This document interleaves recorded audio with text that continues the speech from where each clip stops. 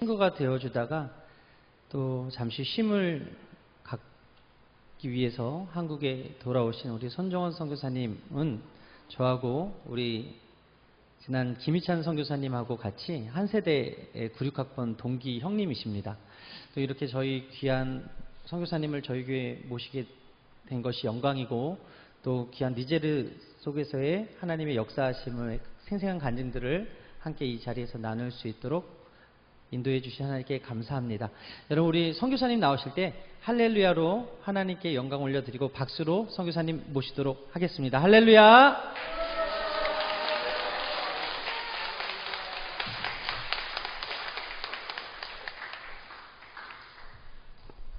할렐루야, 반갑습니다. 네, 거의 대부분 니제르를 처음 들어보신 분들이 많지 않을까 싶습니다. 잘 알려져 있는 나라가 아니고요. 땅이 굉장히 크고 인구도 한 3천만 명 정도 되는데 한인들이 7명밖에 없어요. 그래서 한국 분들에게는 굉장히 낯설고 잘 모르는 그런 땅일 겁니다. 거기다가 투아렉은 또 뭐야? 이런 여러분들이 표정이 아마 그런 모습들을 나타내고 있는 것 같습니다. 이렇게 초대해 주셔서 너무 감사하고요. 여러분들을 보게 돼서 너무나 고맙습니다.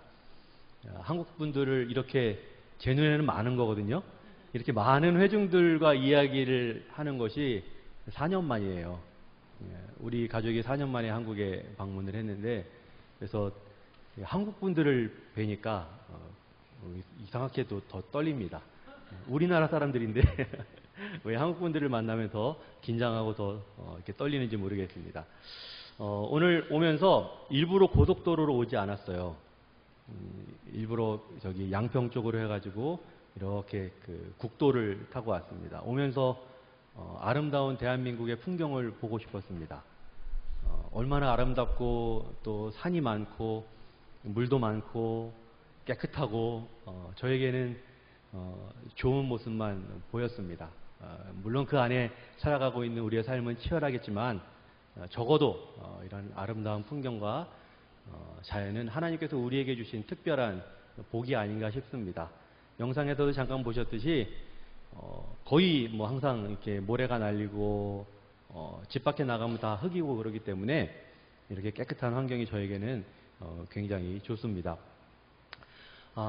오늘 말씀을 통해서 함께 저의 또 선교지 이야기를 같이 섞어서 좀 이렇게 내용을 같이 전했으면 좋겠습니다. 여러분들 저를 다 처음 보시죠? 혹시 나는 어디서 저 사람 봤어? 저 사람 나쁜 짓 하는 사람 아니야? 뭐 이렇게 이런 분들 안 계세요? 다 처음 보죠? 저도 여러분들 이렇게 뵈니까 다 처음 보는 분들입니다. 그래서 여러분들에게 저는 아프리카에서 왔다는 선교사, 니제르라는 나라에서 온 선교사, 그렇게밖에 모를 거예요. 저도 처음으로 만나는 횡성의 성도님들입니다. 우리가 서로에게 관심을 가지지 않으면 우리는 서로 그 정도밖에 모를 겁니다. 사람을 우리가 알기 위해서는 유심하게 또 그 사람이 어떤 분인지 이렇게 내밀하게 봐야 우리는 잘 알 수 있겠죠. 오늘 우리가 읽은 성경의 내용은 사람과 사람 사이에서 어떠한 역사가 일어날 때, 특별히 하나님이 개입하실 때 얼마나 아름다운 역사가 쓰여져 있는지를 볼 수 있는 그런 내용이 기록되어져 있습니다. 근데 이런 사람과 사람 사이에서 일어나는 일은 성경에서만 일어나는 일이 아니죠. 우리의 삶에서도 마찬가지입니다. 여러분들이 만약에 캄캄한 어두컴컴한 길이나 산길이나 이런 길을 가고 있다면 누가 나타나는 게 제일 무섭고 누가 나타나는 게 제일 편안할까요? 저는 한 가지 답이 있다고 생각합니다. 사람이 나타나면 제일 반가워요.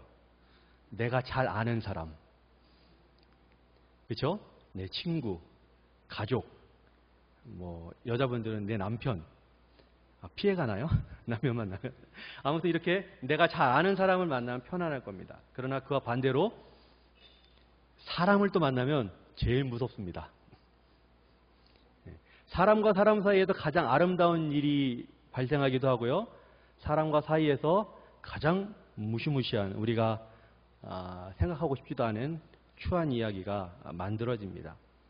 오늘 본문의 2절을 보면 나면서부터 못 걷는 사람이라고 이렇게 기록하고 있습니다. 또 요한복음에 보면 나면서부터 소경된 자에 대한 이야기도 나오거든요. 나면서부터 볼 수 없다. 나면서부터 걸을 수 없다. 나면서부터 말할 수 없고 나면서부터 들을 수 없다. 이와 같이 나면서부터 내가 원하지도 않는 불합리함을 겪게 된다는 것은 인생에게 얼마나 큰 아픔이고 또 고통스러운 일이 되겠습니까? 저는 그 절망감을 감히 나는 그거 이해할 수 있어라고 저는 말할 수 없을 것 같습니다. 굉장히 큰 아픔과 슬픔을 타고난다는 것은 우리가 말로 다 하지 못하는 그런 아픈 환경에 있다는 거죠. 저는 개인적으로 이슬람 선교에 헌신하겠다고 다짐한 사람이에요. 그래서 나는 이슬람권의 선교사가 돼야지 하고 일찍부터 좀 삶의 방향을 설정하고 그 목적을 향해서 걸어왔습니다. 그래서 여러 가지 훈련도 받고 했는데요. 특별히 기억나는 것은 한 18년 정도 된 것 같아요. 2007년도에 제가 지금 속해 있는 선교단체에서 선교훈련을 받으면서 영상을 보면서 그때 영상 앞에서 지나갔던 한 문구가 저를 굉장히 강하게 사로잡았습니다. 그 내용이 뭐였냐면 태어나면서부터 죽을 때까지 80%의 무슬림들은 이슬람을 따르는 사람을 무슬림이라고 해요. 우리 기독교인이라고 하는 것처럼 그 80%의 무슬림들은 단 한 번도 그리스도인 친구를 만나지 못하고 죽는다. 그런 내용이었어요. 그래서 그 문구가 저는 개인적으로 굉장히 강력하게 다가왔습니다. 그러면서 자연스럽게 제 안에 드는 생각은 그러면 저들은 어떻게 예수님을 믿을 수 있지? 나는 예수님 만나고서 나의 삶이 바뀌었는데 저들은 어떻게 나처럼 구원받을 수 있지? 그런 생각이 들었어요. 그러면서 그러면 내가 저들의 친구가 돼야겠구나. 적어도 내가 만나는 무슬림들은 나는 그리스도인 친구가 있어. 나는 그리스도인 친구를 만나봤어. 라고 이야기할 수 있게 해야겠구나. 그 순간 다짐하게 됐어요. 그리고 오늘날에 이르게 됐습니다. 저는 이것이 저에게 주신 하나님의 특별한 마음이라고 믿습니다. 그리고 그렇게 지금도 믿고 있고요. 여러분들이 보시기에는 어떤 것 같아요? 제가 좀 괜찮아 보이지 않아요? 좀 아니 그게 아니라 제가 좀 사람이 괜찮아 보이지 않냐고요. 그 박수를 원한 게 아니고요. 제가 하고 싶은 말은 그렇지 않다는 거예요. 저 은근히 되게 까칠해요. 짜증도 잘 내고 성격도 좀 있어요. 그래서 제가 말씀드리고 싶은 것은 이러한 마음을 가지고 사역을 하기에 제가 특별하다거나 다른 분들보다 더 특별히 희생적이거나 마음씨가 좋고 선해서가 아니라는 거예요. 하나님이 주신 마음이 있기 때문에 제가 이 길을 걷는 거지 여러분들보다 제가 무슨 희생정신이 특별나서 뭐 더 어려운 거를 더 잘 버티고 좋아하기 때문에 그런 게 아니라는 거예요. 여러분들 누구에게도 동일하게 하나님이 마음을 부어주시면 여러분들도 누구라도 할 수 있는 일이라고 저는 생각합니다. 좀 전에도 말씀드렸듯이 제가 사역하고 있는 니제르는 거의 대부분의 사람들이 무슬림이에요. 이슬람을 따르는 무슬림인데 저는 나면서부터 걷지 못하는 사람 또 나면서부터 보지 못하는 사람과 마찬가지로 이 나면서부터 무슬림인 그들은 영적으로 볼 때 나면서부터 못 걷는 자들, 나면서부터 못 보는 사람들과 같이 그들도 우리가 믿고 따르는 예수님의 구원의 복음에 다가갈 수 없는 절대적으로 불합리한 상황에 처한 사람들이라고 저는 생각합니다. 그들은 왜 복음을 거절하지? 그들은 왜 내가 믿는 예수님을 받아들이지 않지? 그들은 왜 복음을 전하려고 하면 그토록 싫어하지? 심지어는 복음을 전하는 사람들에게 폭력적인 사람들도 있는 거지? 라고 우리는 궁금해할 수 있어요. 그것은 왜냐하면 그들은 나면서부터 그렇게 배우면서 자라왔기 때문에 그렇습니다. 나면서부터 그들은 그렇게 배우면서 자라와요. 우리가 믿고 있는 성경 여러분들 사실이에요? 거짓이에요? 정말 사실이에요? 무슬림들은 나면서부터 우리의 성경이 변질되었다고 믿고 살아요. 예수님 십자가에 달려서 돌아가셨어요? 벌써부터 믿음이 흔들리는 분들이 계시는데 예수님 십자가에서 돌아가셨잖아요. 사흘 만에 부활하셨잖아요. 예. 무슬림들은 자기들이 교육을 그렇게 받아요. 예수님 십자가에 죽지 않았다고.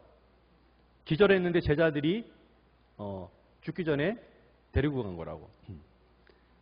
그러니까 그들은 우리의 복음을 거절하는 게 당연합니다. 그래서 우리 같은 기독교인들이 가서 복음을 전하고 선교를 하면 자기네들의 체제를 전복시키고 자기네들이 믿는 절대적인 하나님을 믿는 그 신앙을 떠나게 하는 사람들이라는 오해를 갖고 있는 거예요. 그래서 우리가 복음 전하면 싫어하는 거예요. 너무나 당연한 겁니다. 그들의 입장에서 본다면.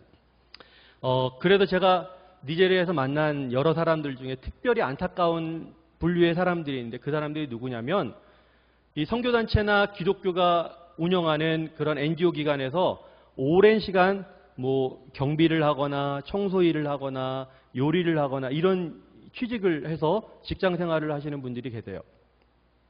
근데 그랬음에도 불구하고 여전히 복음을 받아들이지 않는 사람들. 그리고 때로는 그 사람들 가운데 오히려 내가 지금 이 기독교 기관에서 일을 하니까 나는 더 열심히 이슬람을 따라야지 하면서 평상시 때는 집에서 기도하던 사람이 모스크에 가서 매일 기도하고 이렇게 오히려 자기의 신앙을 강화하는 사람들이 있습니다. 제가 만난 투아렉들 가운데도 그런 사람들이 몇 분 계세요. 그래서 그런 분들을 보면 굉장히 안타깝습니다. 참으로 안타깝지만 이런 분들에게는 기회가 없다. 방법이 없어요. 하나님께서 그들에게 기회를 주셨음에도 불구하고 그들 스스로 이러한 복음 듣기를 거절한 것입니다. 따라서 하나님께서 하나님의 때에 그들의 마음을 만져주시고 또 문을 열어주시기를 간절히 기도할 뿐입니다.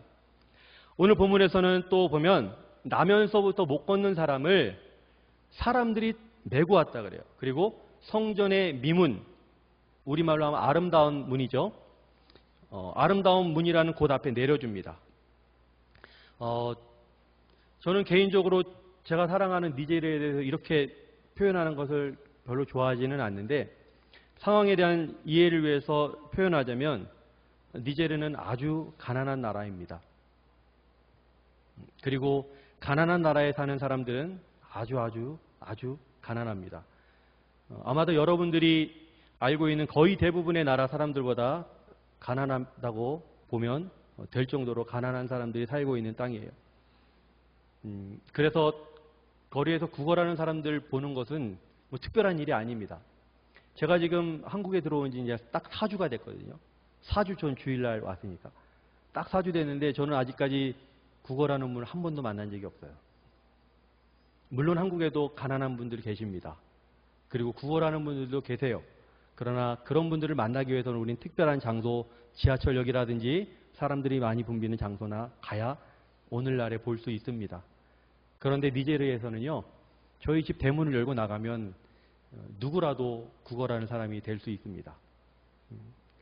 그래서 냄비 같은 걸 들고 다니면서 구걸하는 어린아이들 많고요. 또 아이들, 갓난아기들 안고 다니면서 구걸하는 아주머니들도 많고요. 그리고 특별히 이렇게 구걸하는 사람들이 아니었다 할지라도요, 그냥 자기 길을 가다가 저를 보면 외국인이니까 와갖고 뭐 달라고 이렇게 손을 내미는 분들도 있어요. 그러니까 그런 분들까지 합치면 이 나라가 얼마나 어떠한 형편 가운데 있는지를 우리는 이해할 수가 있습니다.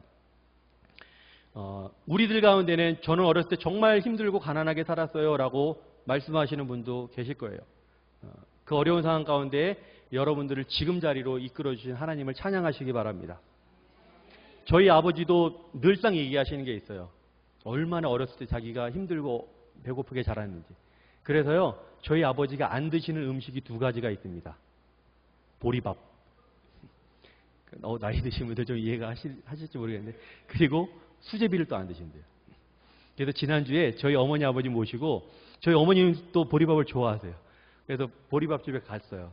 저희 아버지 싫다는 거 모시고 갔는데 거기 다른 메뉴도 있어요 해갖고 저희 아버지는 다른 메뉴를 시켜드렸습니다. 그만큼 이렇게 가난하게 우리도 살아왔을 때가 있습니다. 지금도 그러한 상황에 놓여 있고요. 그러나 그러한 우리의 가난함은 사실은 조금 달라요. 이분들의 가난함은 하루도 버티기 힘들 만큼 그리고 저희 집에 오겠다고 하는 친구가 있는데 약속을 못 지켜서 제가 전화를 했어요. 왜 안 와? 그랬더니만 택시비가 없대요. 택시비 200원인데 우리 한국 돈으로. 그러니까 정말 없는 거예요.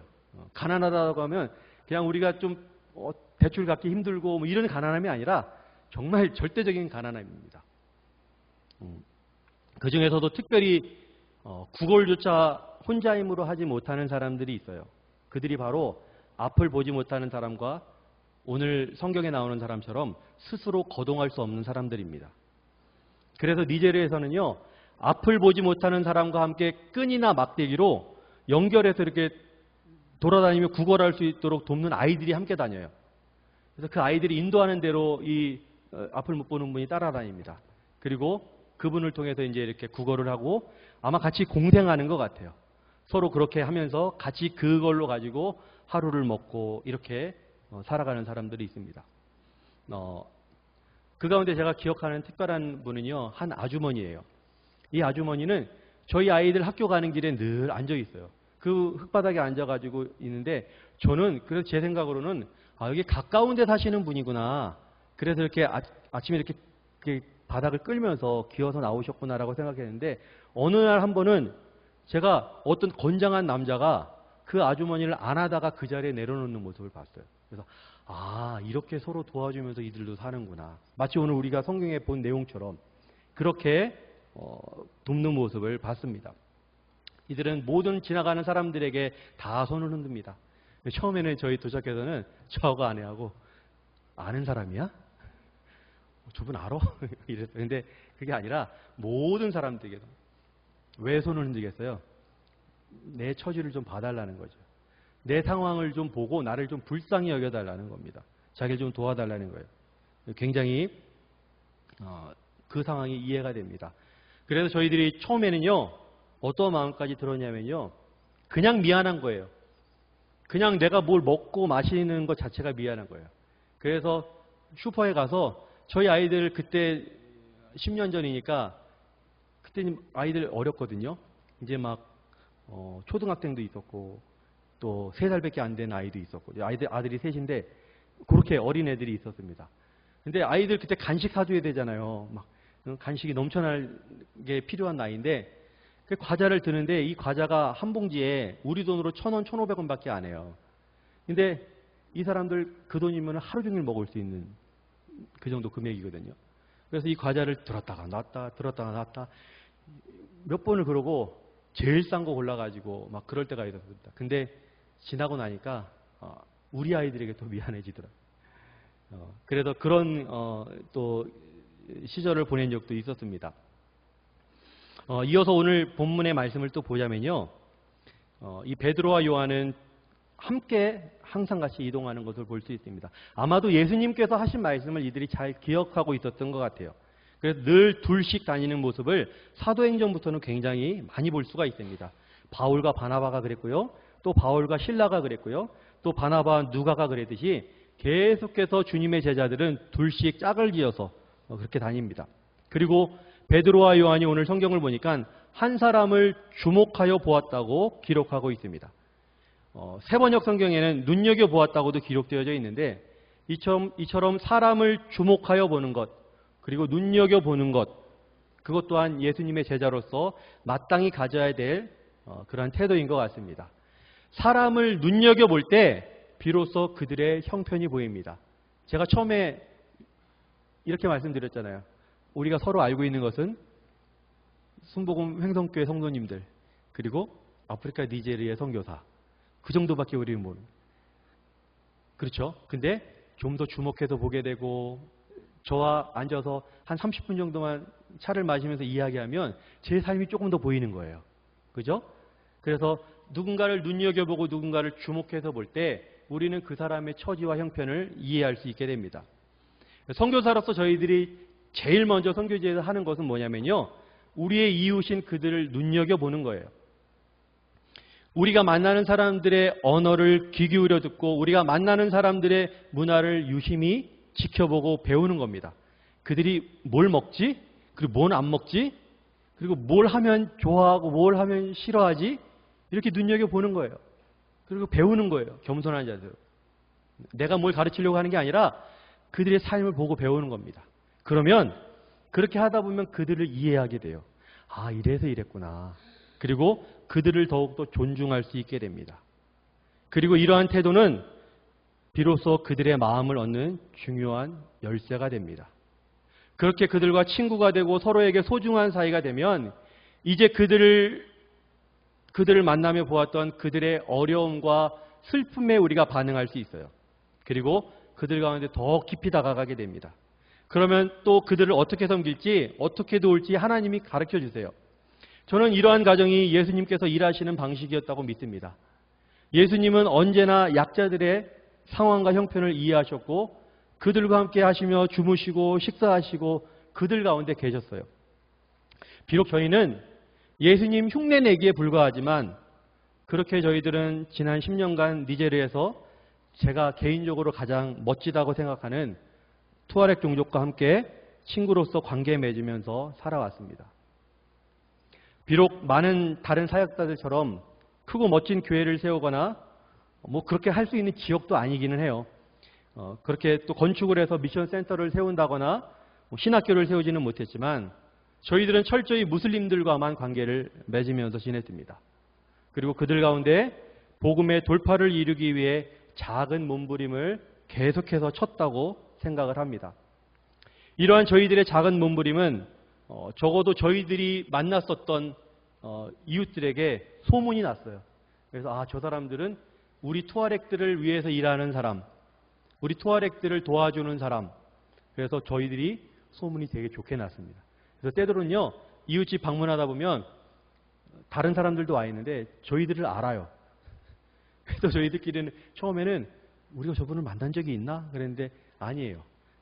우리 얘기를 들은 사람들이에요. 그래서 우리가 투아렉들과 늘 함께하고 그들의 형편을 살피는 사람들이라고 소문이 나서 그렇습니다.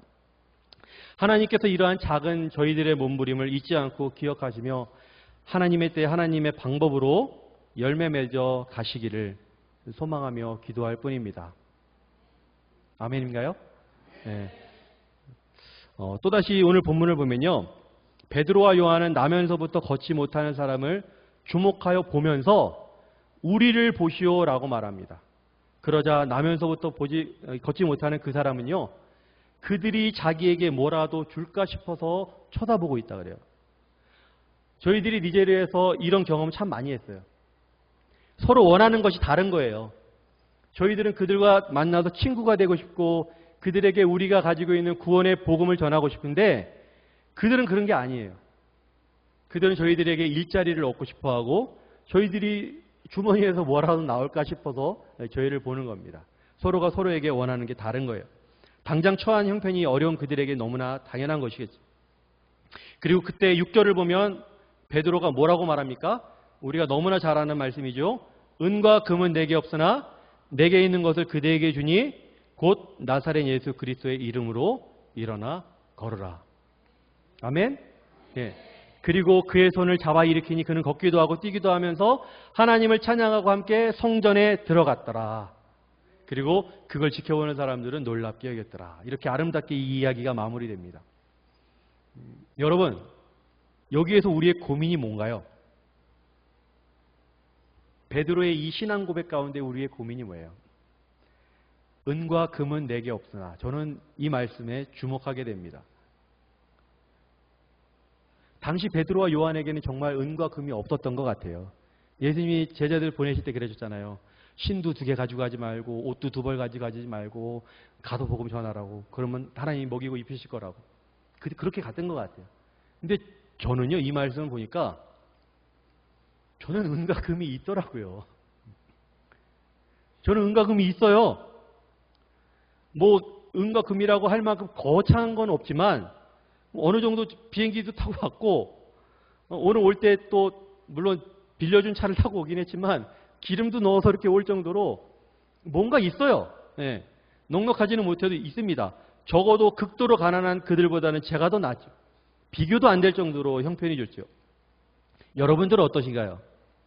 여러분들에게는 오직 예수만 있나요? 여러분들에게 오직 예수뿐이에요? 누군가에게 무언가 나눠야 할 것이 너 있니? 라고 묻는다면 저는 오직 예수만 있습니다. 이것을 받으시오. 여러분들 이렇게 말씀할 수 있습니까? 여러분, 저는요, 은과 금에도 능력이 있다고 믿어요. 저희들은 저희들에게 있는 은과 금으로 많은 친구들을 얻었습니다. 투아렉 이웃들의 신의를 얻었고요. 그들의 마음을 얻었습니다. 우리가 가진 것을 나눌 때 그 나눠진 은과 금은 정말 큰 능력이 있음을 경험했습니다. 저희들이 나눈 은과 금으로 많은 병든 사람들의 병을 고칠 수 있었고요. 학교에 다니지 못하는 많은 아이들이 교육의 혜택을 받을 수 있었습니다. 저희들이 나눈 은과 금으로 끊임없이 불어오는 모래폭풍으로 그 나무로 아까 세워진 그러한 집이 다 파괴가 돼요. 그러면 그 집을 또 새로 지을 수도 있었습니다. 저희들이 나눈 은과 금으로 쌀 한 톨 없어 굶은 채 줄인 배를 부여잡고 누군가가 도와주기를 막연히 기다리고 있을 수밖에 없는 사람들이 음식을 먹고 생명을 유지할 수 있었어요. 어느 날은 저와 제 아내가 쌀을 한 포대 사가지고 저희 가난한 이웃을 방문했어요. 그랬더니 얼마나 반가워하는지 몰라요. 온 가족이 아이들부터 할머니, 할아버지까지 7명이 있는데 어제 아침 이후로, 그러니까 전날 아침 이후로 먹을 게 없어서 다 굶고 있는 거예요. 그래서 저희가 가져간 쌀을 25kg짜리 쌀을 가지고 갔는데 그냥 저희들 보는 앞에서 까가지고 바로 소태해가지고 장작 피워가지고 바로 밥을 안 치는 모습도 봤습니다. 그래서 저와 제 아내가 내일 올까 오늘 올까 그래도 오늘 가자 이러고 갔거든요. 하루만 더 있었으면 그들은 하루를 더 굶었어야 돼요. 그래서 저희가 나눈 은과 금으로 이렇게 먹을 수 없는 사람이 먹기도 하는 경험을 저희들은 했습니다. 또한 어느 날은 또 저희가 교제하는 이웃을 방문했는데요. 그 집에 그 언니가 와 있었어요. 근데 그분이 저희들이 왔는데 인사 잘하거든요. 일어나서 인사하고 또 여자들끼리는 서로 처음 만나서도 이렇게 포옹도 하고 그러는 분들도 계세요. 근데 누워 있는 거예요, 가만히 누워갖고 옆으로 쭈그리고 있는 거예요. 그 새우 모양으로 쭈그리고 있는 거예요. 그래서 나중에 알고 보니까 자기가 언니가 왔는데 배가 아파갖고 꼼짝도 못하고 저러고 있다는 거예요. 그래서 저희가 그동안 배가 아파서 그냥 어느 날 갑자기 사람이 여기서는 많이 죽는다 이런 얘기를 많이 들었거든요. 그래서 저건 저대로 놔두면 큰일 나겠다. 그래서 바로 병원으로 데리고 왔습니다. 그래서 검사하고 또 처방을 받고 그렇게 치료를 했어요. 그러자 그 다음날 바로 이 아줌마가 벌떡 일어나는 거예요. 그래서 저희가 나눈 얼마 되지 않는 그러한 비용이지만 그러한 것들로도 하나님께서는 사람을 살리기도 하신다라는 겁니다. 은과 금 그 자체는 능력이 없을지 모르겠지만 나눠지는 은과 금에는 정말 엄청난 힘이 있음을 저희 가족은 정말 많이 경험했습니다. 그나마도 저는 좀 절제하는 편이에요. 그래서 여보 그 정도는 하지 마요. 우리도 힘들잖아. 이러고 좀 절제시키는 편이거든요. 근데 제 아내는 그걸 잘 못 봐요. 그래서 제가 이게 절제시키지 않으면 아마 저희 가족은 더 힘들었을지 모르겠습니다. 여러분들이 가지고 있는 은과 금에도 능력이 있음을 믿으시기 바랍니다. 너희가 서로 사랑할지니 말과 혀로만 사랑하지 말고 라고 성경은 말씀하고 있습니다. 여러분들이 가지고 있는 은과 금을 필요한 사람들에게 나누는 주님의 사랑을 실천할 수 있으시기를 축복합니다. 그리고 베드로는요, 은과 금은 내게 없으나 내게 있는 것으로 그대에게 주니 라고 말하고 있습니다. 여러분, 없는 것을 줄 수는 없어요. 그렇지 않겠어요? 여러분들 안에 예수로 충만한지 아닌지 저는 알지 못합니다. 하나님은 아시겠죠. 그래서 우리에게 있는 것, 적어도 제가 보기에 여러분들도 조금은 있어요. 은과 금이. 그렇기 때문에 우리에게 있는 것을 나누자고 저는 먼저 권면을 드린 겁니다. 우리는 내 안에 무엇이 있는지, 내가 나눌 수 있는 것이 무엇인지를 잘 알아야 돼요. 여러분들에게는 뭐가 있나요? 저에게는 젊음이 있었습니다. 여러분들 보시기에 제가 젊잖아요. 더 젊었어요. 니제리아에 갈 때 우리 나이로 40이었는데 이제 50이 됐습니다. 저희 40대의 젊음을 그들과 나눴어요. 또 열정이 있었습니다. 처음에는 니제리아의 풍경이 여러분들이 보시기에는 뭐 저런 나라가 다 있어라고 할 수 있는 풍경인지 모르겠지만 저하고 제 아내가 볼 때는 얼마나 감격스러웠는지 몰라요. 그래서 처음에 이제 차량을 구입하고 차를 몰고 이렇게 다니면서 보는데 정말 신기했어요. 그래서 저희 둘이 서로 보면서 무슨 얘기를 했냐면 마치 그 내셔널 지오그래픽이나 그 디스커버리 채널에 나오는 그러한 다큐멘터리 속에 들어와 있는 것 같다, 우리가. 그러면서 둘이 동시에 한 이야기가 뭐냐면 우리가 뭔데? 우리가 뭔데 하나님이 우리를 이런 데 보내시지? 여기는 특별한 사람들만 올 수 있는 데잖아. 어떻게 이런 데를 하나님이 우리를 보내셨지? 감격했어요. 이런 풍경을 보면서 얼마나 감격했는지 몰라요. 딱 6개월 갔답니다. 6개월 동안은요, 그 신혼의 그 감정 있잖아요. 신혼이어서 신혼. 선교지에서의 신혼이에요. 그러니까 한마디로 뽕 맞은 거예요. 그러니까 너무 그 풍경이 우리는 좋은 거예요. 그리고 이곳에 보내신 하나님이 너무 감사했어요. 그렇게 그런 젊은 날의 열정도 있었습니다. 그리고 투아렉 이웃들을 위해서 예수의 이름으로 기도해 줄 수 있었고요. 예수님의 생명의 메시지를 나눌 수도 있었습니다. 내게 있는 것으로 그대에게 주노니라고 선포하기 위해서는 내게 무언가 있어야 합니다. 그 해답이 뭐예요? 예수님이잖아요. 당연히 예수님이잖아요. 여러분들의 해답도 예수 그리스도가 되시길 축복합니다.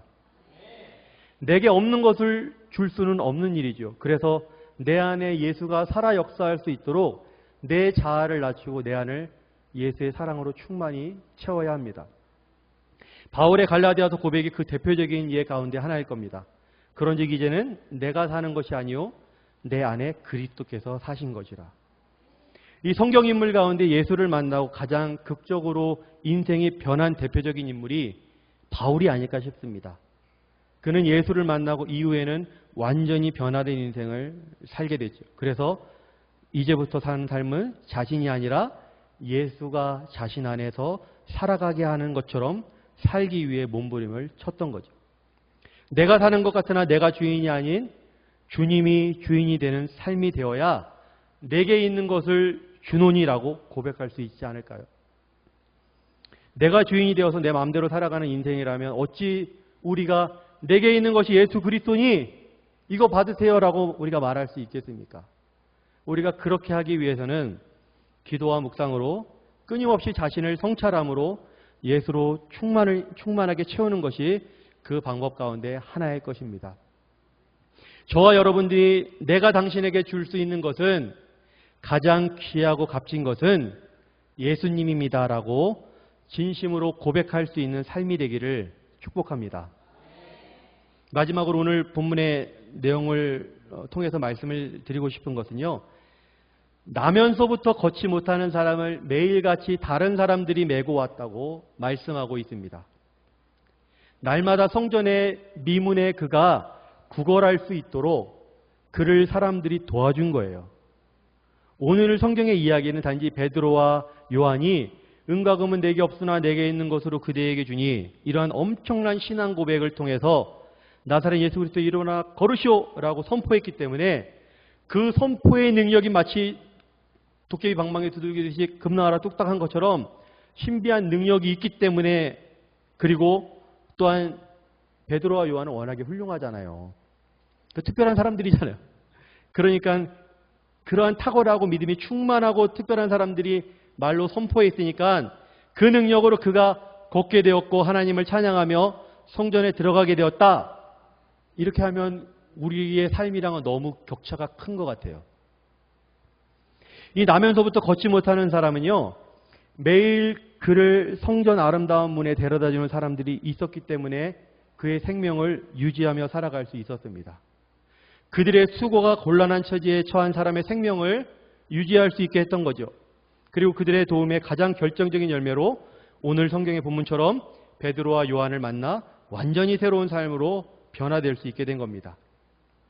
여러분들에게 한 가지 묻고 싶습니다. 오늘 나면서부터 걷지 못한 이 사람에게 일어난 기적의 원인이 뭔가요? 무엇이 오늘의 기적을 나타낸 걸까요? 제가 보기를 줄게요. 첫 번째, 예수 그리스도의 이름의 능력. 두 번째, 베드로와 요한의 믿음의 선포. 세 번째, 그를 매일 아름다운 성전문에 데려다 주었던 사람들의 희생과 수고. 네 번째, 우연. 저는 네 번째 빼고 세 가지 모두가 정답이라고 생각해요. 우리가 쓰는 말 중에 합력, 합심 이런 말이 있어요. 말 그대로 힘을 합하고 마음을 합해서 뭔가를 함께 이루어갈 때 이런 말을 우리는 씁니다. 여러분들이 합력하고 합심해서 이 교회를 세워가는 거죠. 함께 같은 마음으로 그렇게 교회를 세워가는 겁니다. 저는 우리에게 어떠한 기적이 일어나기 위해서는 우연이 아니라 여러 가지 필연적인 일들이 총체적으로 함께 어우러져 일어난다고 믿습니다. 제가 만났던 청년 중에 할리드라고 하는 청년이 있어요. 제가 처음 그를 보게 된 것은 한 7, 8년 정도 저희들이 만나는 이웃 가정을 통해서 봤어요. 그때 저는 굉장히 많은 투아렉 이웃들을 만나고 있었기 때문에 특별히 그냥 그 청년에게 별로 관심을 가지지 않았어요. 그냥 일자리 없이 그냥 할 일 없이 돌아다니는 방황하는 청년들 중에 한 명이라고 그렇게 생각하고 말았습니다. 그리고 한참 지나서 한 4년 전쯤에 우연히 그를 다시 만나게 됐어요. 저희가 사는 곳에는 반드시 그 경비를 고용하게 되어 있어요. 집 지키는 경비. 특별하게 안전요원이 아니라 할지라도 그냥 일자리도 하나 제공해 줘야 되고 그래야지 이제 주변 사람들에게 인색하지 않은 사람이라고 알려질 수 있습니다. 그래서 경비를 고용해야 되는데 이 사람을 지인의 소개로 저희 집 경비로 채용하게 됐어요. 이때 만난 그는 제가 처음 만날 때의 모습과 전혀 다른 모습이었습니다. 아니 어쩌면 그는 변한 것이 없는데 예전에는 제가 그를 주목해서 보지 않았잖아요. 근데 저희 집에서 일하게 되니까 제가 이제는 주목해서 봐서 아마 더 다르게 보였는지도 모르겠습니다. 아무튼 그는 저희가 사용하는 지역의 공용어가 프랑스어거든요. 이 프랑스어와 투아렉 언어로 된 복음 메시지를 매일 듣고 있다고 그가 저에게 먼저 얘기하는 거예요. 근데 어떻게 해서 이걸 듣게 됐어? 라고 얘기하니까 예전에 저희 아이들이 다니는 학교에 그 여자 선생님이 계시는데 그분이 이 형제에게 이 복음 메시지를 전달해 주면서 한번 들어보라고 했다는 거예요. 그리고 기도해 줬다는 거예요. 근데 안타깝게도 이 형제가 그 메시지를 듣고 뭔가 마음의 변화가 일어나기 시작할 때 이 선생님은 자기의 그 임기가 마치고 떠나간 거예요. 그러고서 몇 달 동안 있다가 저희 집에 채용돼서 저를 만나게 된 겁니다. 그래서 제가 그 형제에게 우리 함께 성경을 공부하는 게 어떻겠냐. 그래서 저하고 그 형제하고 몇 달간 같이 성경을 나누고 또 성경을 배우게 됐습니다. 그리고 나서 그 형제가 예수님을 영접하는 기도를 함께 올리게 됐어요. 근데요, 무슬림들이 주님께 돌아오는 일은 굉장히 힘든 일입니다. 제가 이번에 떠나오기 전에 그 형제를 혼자 설 수는 없으니까 현지 교회에 인도하고 싶었어요. 근데 몇 번 실패했습니다. 쉽지 않았어요. 아마도 자신이 기독교인으로 알려지는 것이 그에게는 굉장히 큰 부담이 됐던 것 같아요. 그래서 약속 장소에 제가 한 2번 가서 바람 맞은 적이 있고 한 번은 그 집에 내가 가면 맨날 약속을 안 지키니까 항상 사정이 있다 그래요. 근데 사정이 있는 게 그 안에 두려움이거든요, 사실은. 무서운 거예요, 자기 가족들에게 알려지는 게. 그래서 한 번은 집에 있어. 내가 집으로 가서 데리러 간다고 그랬는데 또 그 전날 다른 곳으로 또 이동했다고 하더라고요. 그래서 아직은 교회까지 가는 건 쉽지 않구나. 그랬던 경험이 있습니다. 제가 여기서 발견할 수 있는 것은 뭐냐면 나면서부터 걷지 못하는 사람을 걸을 수 있도록 인도한 사람이 그 학교 선생님이라면 베드로와 요한과 같이 예수의 이름으로 선포했을 때 능력이 나타난 것처럼 저를 통해서 이 형제는 주님을 영접하는 기도를 하게 된 거예요. 어쩌면 그 역할이 반대일 수도 있고요. 합력해서 이 일을 같이 해나간다는 이야기를 말씀드리고 싶은 겁니다. 어떤 사람이 한 사람이 주님께 돌아오기 위해서 거저 이루어지는 것이 아니라 이 모든 것을 합력해서 하나님께서는 선하게 만들어간다는 사실입니다. 또 하나는 저희가 교제하는 파투마라는 아줌마가 있어요. 근데 이 아줌마는 너무 힘들게 사는 아줌마하고 과부예요. 이혼당해서 자식들 있는데 자식들도 일자리가 하나도 없고 그 큰딸도 엄마랑 똑같이 이혼당하고 하여튼 그런 형편에 사는 아줌마예요. 저희들이 여러 가지 이제 돕는 일들을 그 아줌마에게 많이 했어요. 근데 예수를 전하는 일은 사실은 좀 이렇게 좀 적극적으로 하지 못했답니다. 그런데 어느 날 이 아주머니가 갔더니 교회를 나간다는 거예요. 어떻게 해서 교회를 나가게 됐어 하니까 저희보다 나중에 만난 호주의 그 여자 선교사님이 그 아줌마를 그냥 무작정 교회로 데리고 갔다는 거예요. 교회로 안내했다는 거예요. 그래서 이 아줌마가 지금 교회에 나간 지 1년이 지났습니다. 아직까지 그 아줌마에게 믿음이 얼마큼 있는지는 모르겠어요. 하지만 그 과정 속에서 그 아주머니가 믿음이 성장할 수 있게 될 거라고 믿어요. 여기에서는 저와 제 아내는 이 아줌마를 매일 먹이는 역할을, 이렇게 걷지 못하는 사람을 데려다주는 역할을 했다고 믿습니다. 그리고 그 호주 선교사님은 베드로와 요한의 역할을 한 것이죠. 이와 같이 우리가 어떠한 일을 할 때 우리의 마음이 주님과 연합되어져 있다면, 우리가 복음을 전하는 일에 관심이 있고 하나님의 백성을 하나님께로 인도하는 데 우리의 마음이 함께 연락이 된다면 하나님은 합심하여서 이 일을 이루어갈 것이라고 믿습니다. 여러분들 가운데 복음을 전해야 될 사람이 있나요? 그리고 저 사람에게 예수를 전하고 싶은 그런 마음이 있나요? 그럼 여러분 은과 금으로 그를 섬기십시오. 그리고 매일 나면서부터 걷지 못하는 사람을 데려다 준 것처럼 여러분도 그러한 섬김을 하시기 바랍니다. 그리고 기회가 되면 말로써도 복음을 전할 수 있길 바라요. 아마 그 사람의 인생 가운데 하나님께서는 다른 사람을 통해서 또 다른 방법으로 그를 인도하실 거라고 저는 믿습니다. 이러한 역사가 제가 살고 있는 선교지뿐만이 아니라 여러분들이 살고 있는 지역, 여러분들이 만나는 사람들 가운데서도 일어날 것이라고 믿습니다. 하나님께서 우리를 통하여서 영광 받으시고 우리의 삶을 통해서 하나님께서 기뻐하시게 될 것이라고 믿습니다. 우리 같이 한번 기도했으면 좋겠습니다. 우리 이렇게 기도합시다. 하나님, 내게 있는 것으로 내게 주노니 곧 나사렛 예수 그리스도의 이름으로 걸으라 말씀하신 것처럼 내 안에 성령으로 충만하기를 원합니다. 내가 예수만으로 내 모든 것을 다 줄 수 있다라고 말할 수 있는 그러한 나의 삶이 되기를 소망합니다. 내가 예수로 충만하다고 고백할 수 있기를 원합니다. 우리 이러한 마음을 가지고 다 같이 주여 삼창하고 기도하겠습니다. 주여! 주여!